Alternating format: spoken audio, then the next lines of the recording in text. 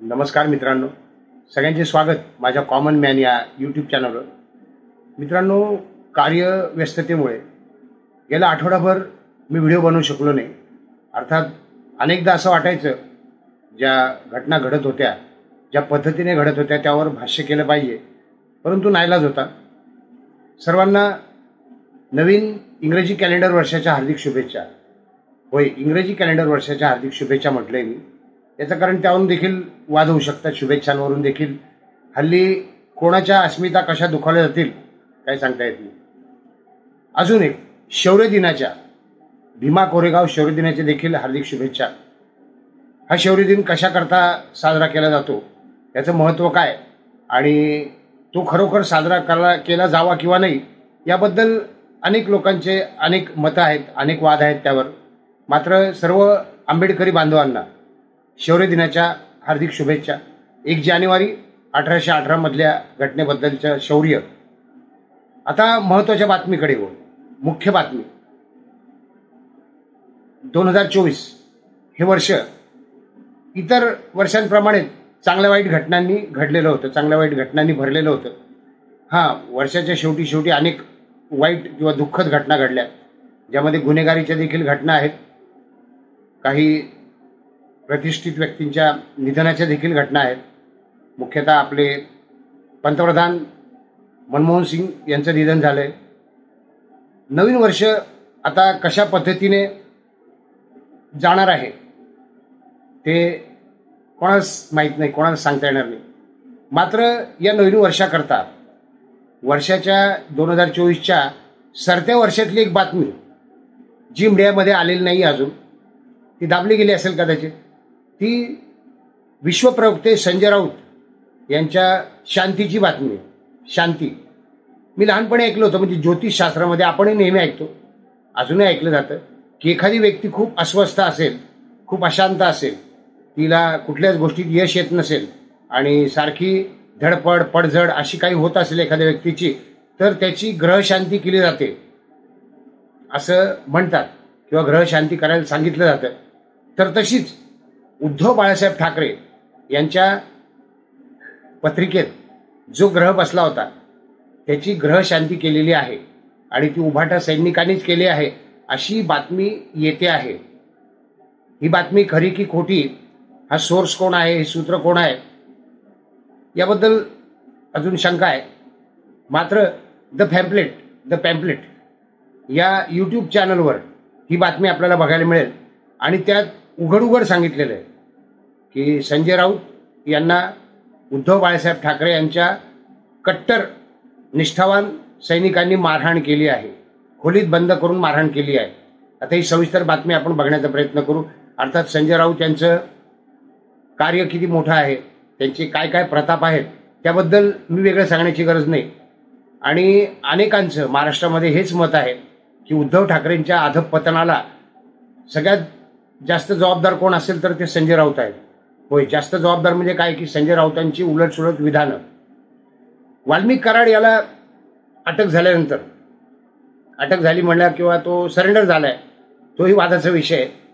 तर वाल्मिक कराडच्या घटनेवर तो सरेंडर झाल्यानंतर अनेक लोकांनी आपली मतं व्यक्त केली आहेत.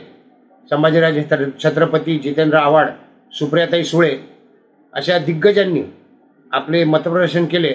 मात्र मला राहून चुकल्यासारखं वाटत होतं की त्यावर संजय राऊत आणि सुषमा अंधारे काहीच बोलले नाही किंवा मीडियासमोर आलेच नाही. तुमच्याही लक्षात आलं असेल कदाचित गेल्या 2-3 दिवसामध्ये संजय राऊत हे मीडियासमोर आले नाहीत आणि सुषमा अंधारे देखील आले नाहीत.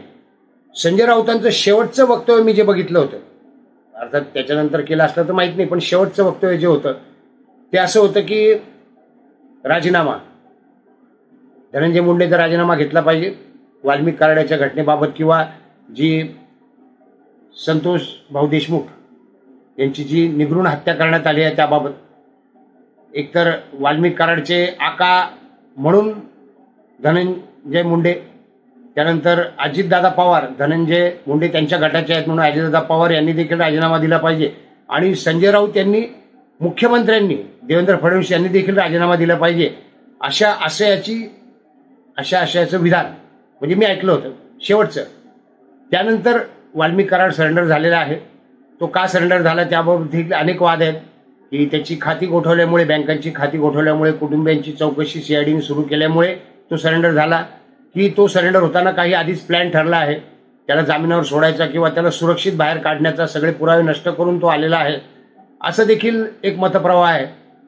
मुख्य बातमी मी म्हटलं तसं की संजय राऊत काही समोर आले नाही. तुम्हाला दिसले का? जरूर कॉमेंटमध्ये कळवा की काल जर दिसले असतील संजय राऊत काही बोलताना किंवा सुषमा अंधारे काही वक्तव्य करताना, तर जरूर माझ्या लक्षात आणून द्या, कारण माझ्या लक्षात आलेलं नाही. मी जिथे शोधलं तिथे सापडलं नाही. तर बातमी अशी आहे की उद्धव बाळासाहेब ठाकरे हा गट होण्याचं कारणच संजय राऊत आहे असं लोक मानतात. उद्धव ठाकरे यांच्या मनात मुख्यमंत्री पदाची लालसा निर्माण करून त्यावेळी युती तोडण्याला किंवा युती तोडण्यासाठी प्रवृत्त करायला देखील संजय राऊतच जबाबदार आहे असं देखील त्या लोकांचं म्हणणं आहे. नंतर वेळोवेळी शरद पवार यांच्या मार्गदर्शनाखाली संजय राऊत हे उद्धव ठाकरे यांची दिशाभूल करत गेले, वेगवेगळ्या प्रकारची वक्तव्य करत गेले आणि त्यामुळे उद्धव ठाकरे यांचं अधपतन झाले, राजकीय अधपतन. ते विधानसभेत आपण बघितलं.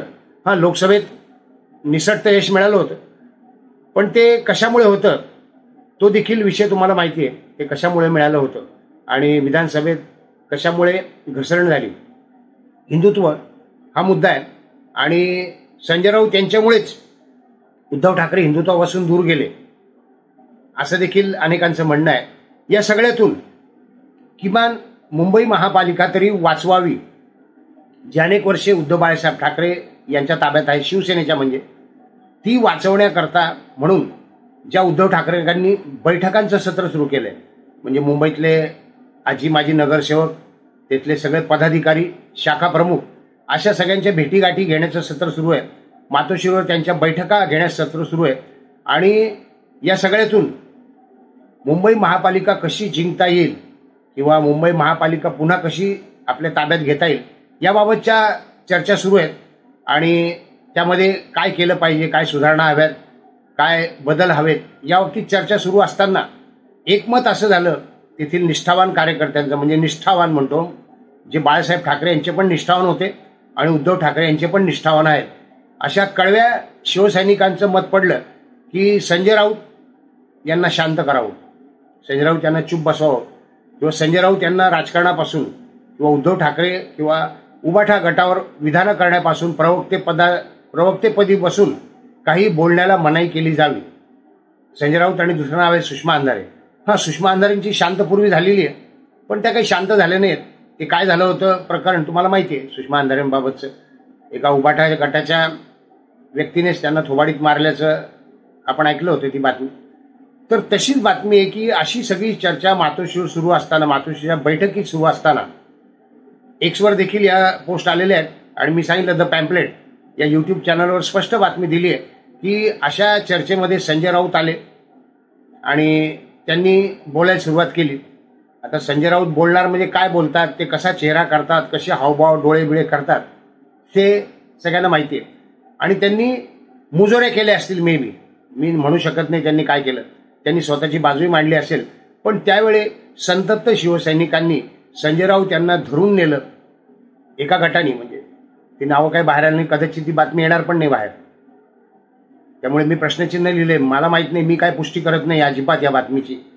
तर ही बातमी पॅम्पलेटने दिलेली ज्या प्रकारची ती तुम्हाला सांगण्याचा प्रयत्न करतोय. संजय राऊत यांना धरून बाजूच्या खोलीत नेलं गेलं, तिथे कोंडलं आणि अशी देखील बातमी येते की त्यांना मारहाण केली गेली. मगाशी मी ग्रह शांत म्हटलं ना, एखादा वक्री ग्रह असतो आणि त्याची शांती केली जाते पूजा विधी यज्ञ वगैरे करून. ही वेगळ्या पद्धतीने ग्रह शांती केलेली आहे आणि म्हणूनच कदाचित संजय राऊत हे काल अजिबात कोणाला दिसले नाही, सुषमा अंधारे देखील दिसल्या नाहीत.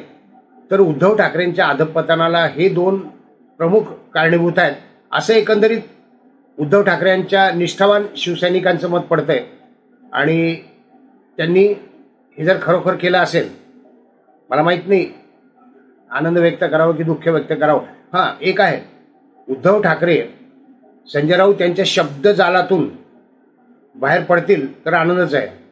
होय, म्हणजे बाहेर पडतील तर त्यांची प्रगती होईल. आणि संजय राऊत शांत झाले तर महाराष्ट्राकरता चांगलं आहे, म्हणजे संपूर्ण महाराष्ट्र शांत होईल. महाराष्ट्रात ज्या पद्धतीने विधानं केली जात होती संजय राऊत यांच्याकडून, ज्या वल्गना केल्या जात होत्या, जे त्यांचे हावभाव होते आणि सकाळी सकाळी मीडियावाले जे त्यांच्या दारात जाऊन बसत होते ते आता तरी बंद होईल अशी आशा आहे. भेटूयात नवीन व्हिडिओत कॉमन मॅनसह. व्हिडिओ आवडला असेल तर लाईक करा, शेअर करा, सबस्क्राईब करा.